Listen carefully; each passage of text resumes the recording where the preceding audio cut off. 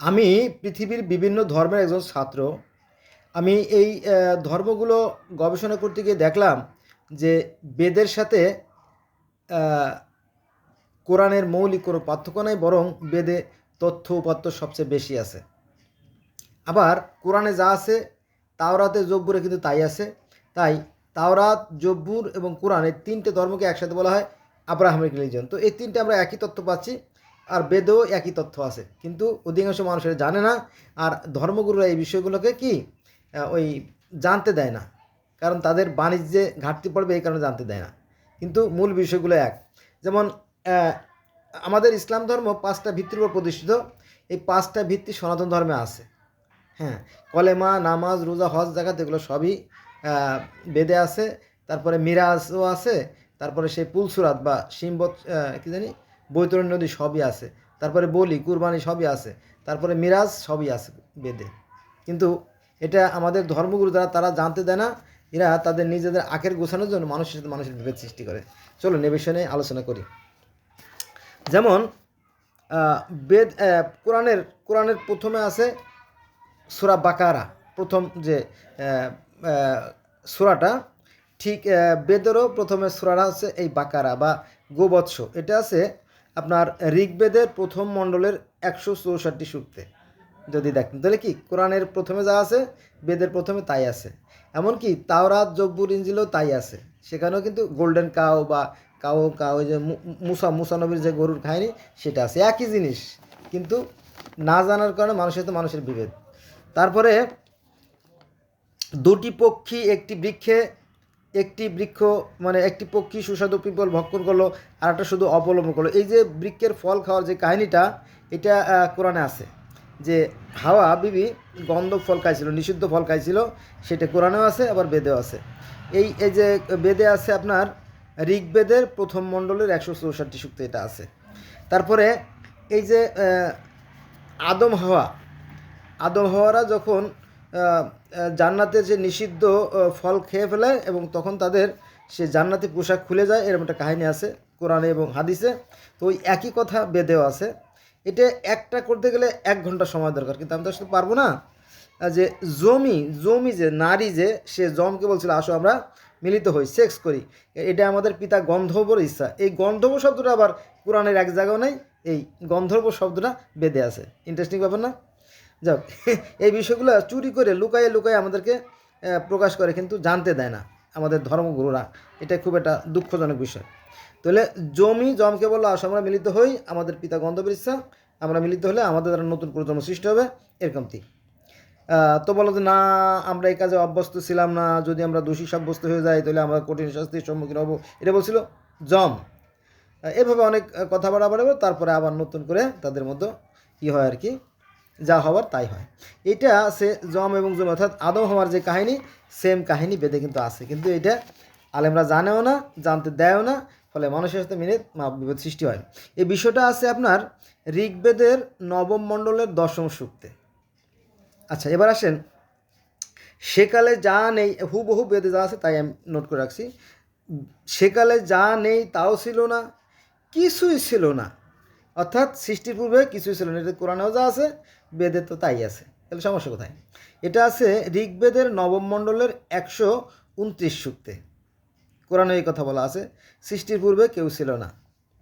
আচ্ছা, এবার আসেন এ যে জ্যোতি, এরই নাম কেশী, হুবহু এই কথা বেদে আছে। এটা আছে ঋগ্বেদের 9ম মণ্ডলের 136 সূক্তে। এই যে জ্যোতি, এই জ্যোতির কথাটা অসংখ্যবার কোরআনে আছে, যে আল্লাহ নুরিসামাওয়াতি ওয়াল আরদ, আল্লাহ হচ্ছে জ্যোতিময়। একই কথা, বেদে যা বলতেছে সে কথা তো কোরআনে আসছে, তাই না? আচ্ছা, এবার আসেন কোরআনে আছে 6 দিনের সৃষ্টি, তাওরাতে আছে 6 দিনের সৃষ্টি, বাইবেলে আছে 6 দিনের সৃষ্টি, এবং অন্যান্য আরও বহু গ্রন্থ আছে এই 6 দিনের সৃষ্টির কথা। তো এটা ওইভাবে মেনশন করা না হলেও এখানে 6টা পর্বের কথা চলে আসে। চলুন শুরু করি। 1 নম্বরে প্রজ্বলিত তপস্যা থেকে ঋত অর্থাৎ যজ্ঞ এবং সত্য জন্মগ্রহণ করলো, 1 নম্বরে। আচ্ছা, 2 নম্বরে পরে রাত্রি জন্মিল, পরে জলপূর্ণ সমুদ্র হতে সাংবৎসর জন্মালেন। কিন্তু এখানে একটা বিষয়, বেদে কিন্তু অনেক তথ্যপত্র আছে যেটা কোরআনে পাওয়া যায় না। এখানে কোরআনে আছে সূরা হুদের 7 নম্বর আয়াতে, সূরা হুদের 7 নম্বর আয়াতে আল্লাহ ছিলেন পানির উপরে, তারপর সেখান থেকে সৃষ্টি কাজ শুরু করলেন। এবং জেনেসিস অর্থাৎ আদি পুস্তকের প্রথমে আছে যে ঈশ্বর পানির উপরে শ্বাস প্রশ্বাস নিচ্ছিলেন, পরে সেখান থেকে সৃষ্টি সূচনা করেন।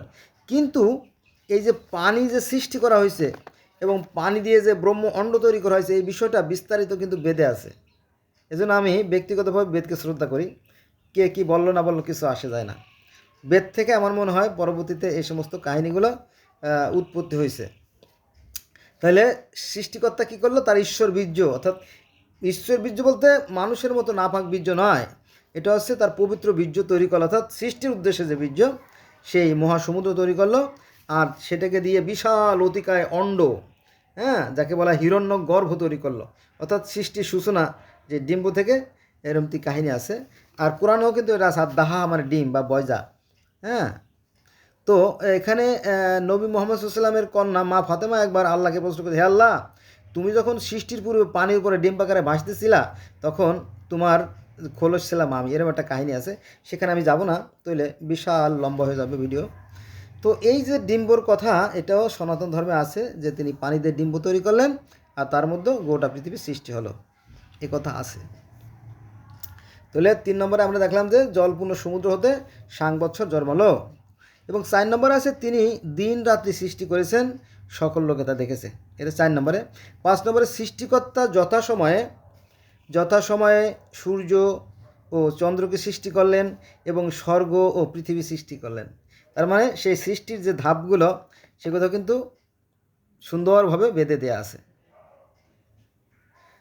আমি হিন্দুও নই, খ্রিস্টানও নই, হ্যাঁ, পার্সিও নই, আমি একজন মানুষ। আমার এই মানুষ পরিচয় দিতে ভালো লাগে। আসেন, তো সৃষ্টিকর্তা যথাসময়ে সূর্য চন্দ্র সৃষ্টি করলেন এবং স্বর্গ পৃথিবী সৃষ্টি করলেন, এটা আছে। এবং 6 নম্বরে আকাশ সৃষ্টি করলেন, এটা আছে। কোথায় আছে বলে দিচ্ছি আমি। এটা আপনারা দেখবেন যে ঋগ্বেদের 9ম মণ্ডলের 190 সূক্তে। আমি গোটা তাওরাত, জব্বুর, ইনজিল, বাইবেল, কুরআন, গিলগামেশের মহাকাব্য, মিশরীয় পুরাণ, গ্রিক পুরাণ, জেন্দাবেস্তা আবেস্তা সব ঘাটছি। পৃথিবী যত ধর্ম আছে শত শত ধর্ম ঘাটছি। এতগুলো তো আসলে ভিডিওতে বলা সম্ভব না।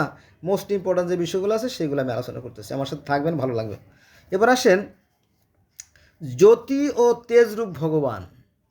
জ্যোতি ও তেজরূপ ভগবান, এটা আছে যজুর্বেদের প্রথম কাণ্ডের প্রথম প্রপাঠক 9:25। এই যে যে তেজরূপ ভগবান, এই same to same, there is no difference, same sentence is stand in our holy Quran. এই একই কথা কোরআন বলে। এটা কোথায় বলে? এটা বলে আপনার সূরা নূরের 35 নম্বর আয়াতে। একই কথা যে আল্লাহ হচ্ছে আকাশ এবং পৃথিবীর জ্যোতি। বেদে যা বলতেছে কোরআন তো তাই বলতেছে, সমস্যা কোথায়? সমস্যা আমাদের মগজে। আচ্ছা যাক, এবার আসেন আর একটা বাক্যে, হে পবিত্রকারক ভগবান, হে পবিত্রকারক ভগবান, তোমাকে হৃদয়ে ধারণ করছি। এটা আছে যজুর্বেদের 4র্থ প্রপাঠকের অনুবাদ নম্বর 1-এ। বোঝা গেছে? তো আল্লাহ থাকেন মানুষের কল্পের ভিতরে, আল্লাহ মানুষের ভিতর থাকেন, এই কথা কোরআনে আছে। ওই একই কথা বেদে আছে। অতএব বেদকে তো আর মুছে ফেলা যায় না, কারণ কোরআন বলতেছে আসো সেই কথাই যা তোমাদের মধ্যে এবং আমাদের মধ্যে এক। তাহলে কোরআনে যা আছে বেদে তো আছে, তাহলে সম্মান কেন করবেন না? বেদকে কেন সম্মান করবেন না বয়সের দিক থেকে? এটা আমার প্রশ্ন থাকলো আলেমদের কাছে। হে পবিত্রকারক ভগবান, তোমাকে হৃদয় ধারণ করছি। এটা ভগবানকে অর্থাৎ ঈশ্বরকে, সৃষ্টিকর্তাকে হৃদয় ধারণ করছি, অর্থাৎ মানুষের ভিতরে ঈশ্বর থাকেন। মানুষের মধ্যে ঈশ্বর থাকেন মানে কি? ঈশ্বর, মানুষকে ঈশ্বর বলবো না, কারণ ঈশ্বরকে জাগ্রত করতে হয়। ঈশ্বরকে জাগ্রত না করলে খালি মানুষ হলেই কিন্তু ঈশ্বর সব মানুষের মধ্যে থাকে না, এটা একটা ঝামেলা আছে। তো একই কথা কোরআনে যা বলতেছে বেদে তাই বলতেছে। হে পবিত্রকারক ভগবান, তোমাকে হৃদয় ধারণ করছি। আর আল্লাহ থাকেন মানুষের হৃদয়ের ভিতরে, একই কথা। এটা আছে যজুর্বেদের 4র্থ প্রপাঠকের অনুবাদ নম্বর 1, একবার বলছি সম্ভবত। আচ্ছা, হে প্রাণ বায়ুরূপ ভগবান, আত্মারূপ ভগবান, প্রাণ বায়ুরূপ, মনে আছে? এটা কিন্তু কোরআনে, পবিত্র কোরআন শরীফের প্রথমে সূরা আল বাকারার 34 নম্বর আয়াতে আছে যে আমি যখন আদমের দেহকে সুঠাম করবো অর্থাৎ শক্ত করব, তোমরা তখন তাকে সেজদা করো। মনে আছে? তো আল্লাহ বলতেছে আমি আমার রুহু আদমের মধ্যে ফুঁকে দিলাম। ওই একই কথা যে হে প্রাণ বায়ুরূপ, ওই যে শ্বাস প্রশ্বাস, তো শ্বাস প্রশ্বাস তো পচেও না, গলেও না, ধ্বংস হয় না, পড়েও না, তাই না? তাহলে সেই একই তো কথা হলো, তাই না? প্রাণ বায়ুরূপ, আত্মার কোনো ক্ষয় লয় বিলীন বলে কিছু নাই, জন্ম নাই মৃত্যু নেই। এটা আগুনে দিলে ভেজে না, আগুন মানে কি পানিতে দিলে ভেজে না, আগুনে দিলে পড়ে না। হ্যাঁ, আত্মার কোনো ক্ষয় লয় বিলীন নাই, তো একই কথা। কোরআন যা বলতেছে বেদও তাই বলতেছে। এটা আছে হে প্রাণ বায়ুরূপ বা আত্মারূপ ভগবান, এটা আছে যজুর্বেদের 3য় প্রপাঠকের 2-7। আচ্ছা, যজ্ঞ, যজ্ঞ মানে কি জানেন? যজ্ঞ মানে নামাজ, প্রার্থনা, ধ্যান, তপস্যা, আরাধনা। এটা আছে আমাদের ইসলাম ধর্মে 5 ওয়াক্ত নামাজ, দেও তাই একই কথা বলা আছে, পঞ্চ মহাযজ্ঞ, 5 বার নামাজ, ঘুম থেকে উঠে একবার আল্লাহর নাম স্মরণ করা, দুপুরে একবার স্মরণ করা, সন্ধ্যা একবার স্মরণ করা, আর ঘুমানোর আগে স্মরণ করা, এরমতি আর কি বলা আছে। সমস্যা কোথায়? I think there is no difference between holy Ved and holy Quran. Now you may analysis my word. আচ্ছা, তাহলে এই যে পঞ্চ মহাযজ্ঞ আর 5 ওয়াক্ত নামাজ equal, there is no difference. তো এই যে পঞ্চযজ্ঞ, এই যজ্ঞের কথা কোথায় আছে? যজুর্বেদের 7ম প্রপাঠকের পৃষ্ঠা নম্বর 834 আছে। তার মানে কি কোরআন যা বলতেছে বেদ তাই বলতেছে, তাওরাত বাইবেল একই কথা, হয়তো কেউ কম বেশি। তারপরে জেন্দাবেস তাবেসের কথা বলিনি, জেন্দাবেস তাবেস অর্থাৎ আরও 5-7 হাজার বছর আগে, সেখানেও 5 ওয়াক্ত নামাজের কথা বলা আছে। সকাল দুপুর সন্ধ্যা মধ্যরাত আর প্রত্যুষে 5 ওয়াক্ত নামাজের কথা সেই 6,000 বছর আগের সেই পার্সি ধর্মেও আছে। কিন্তু এই ব্যাপারে আলেমরা না জেনে সাধারণ মানুষকে ধোঁকা দেওয়ার চেষ্টা করে, এটা খুবই জঘন্য বিষয়।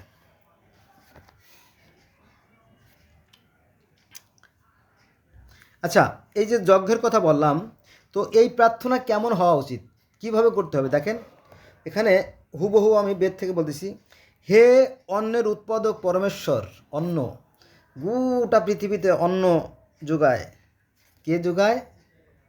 সেই মহান সত্তা। হে অন্নের উৎপাদক পরমেশ্বর, হে পৃথিবীর অধিপতি।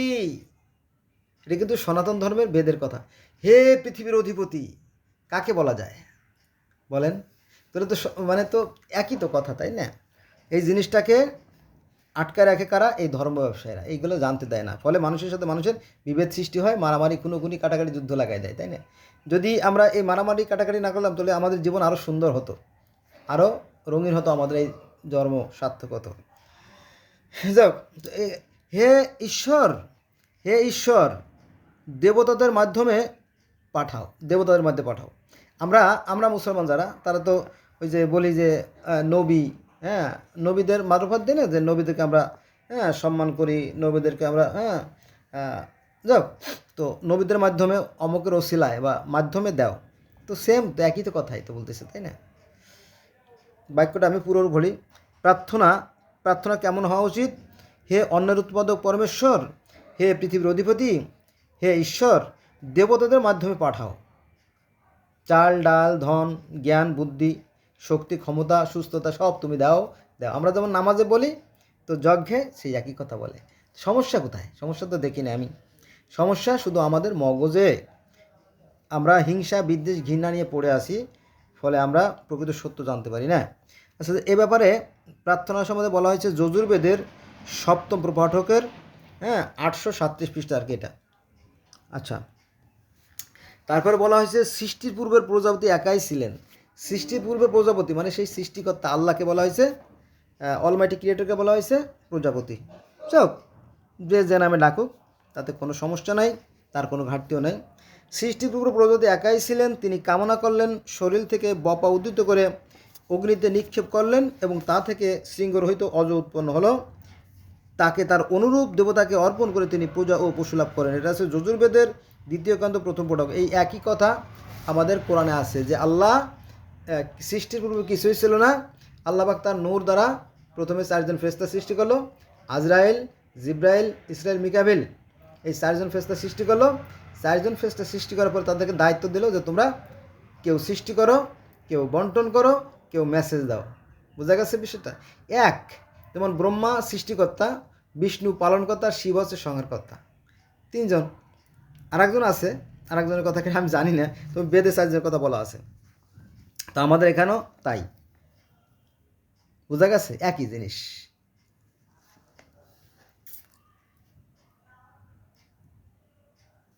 তাহলে এই এই এই বাক্যটা আমি আবার পড়ি, যেহেতু অতীব গুরুত্বপূর্ণ। সৃষ্টির পূর্বে প্রজাপতি একাই ছিলেন, তিনি কামনা করলেন যে আমি সৃষ্টি করব।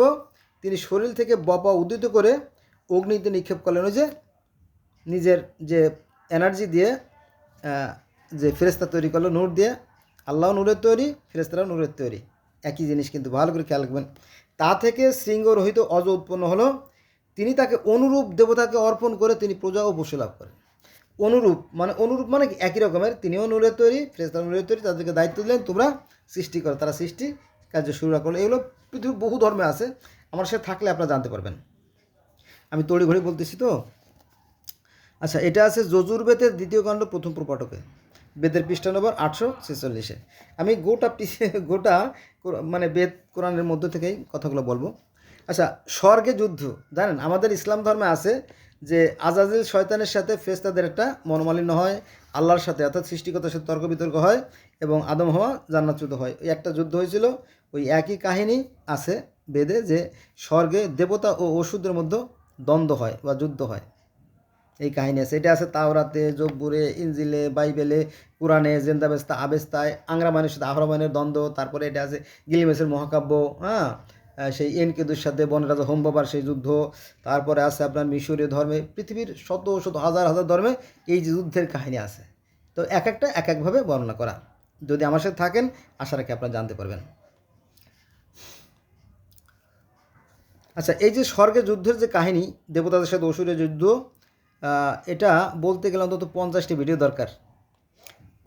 যাক, এটা বলবো না। এটা আছে যজুর্বেদের দ্বিতীয় কাণ্ডের প্রথম প্রপাঠক, বেদের পৃষ্ঠা নম্বর 848, এই স্বর্গের যুদ্ধের কাহিনী আছে। আর এটার বিস্তারিত জানতে হলে আপনার ঈশ্বরের অবতার রহস্য একটা বই আছে, সেটাও আমার কাছে আছে সংগ্রহে, আমার সাথে থাকলে আপনারা জানতে পারবেন। আচ্ছা, পরে আসেন।